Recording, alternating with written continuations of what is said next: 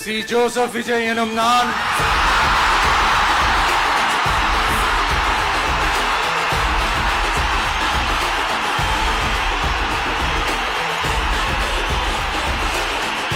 சட்டப்படி அமைக்கப்பெற்ற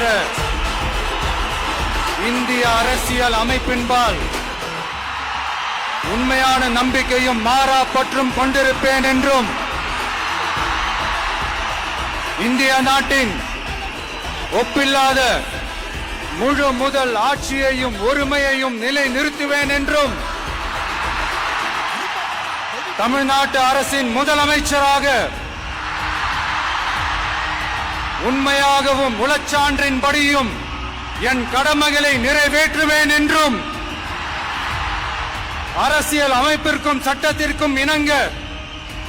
அச்சமும் ஒருதலை சார்பும் இன்றி விருப்பு வெறுப்பை விலக்கி பலதரப்பட்ட மக்கள் அனைவருக்கும் நேர்மையானதை செய்வேன் என்றும் ஆண்டவன் மீது ஆணையிட்டு உறுதிமொழிகிறேன்.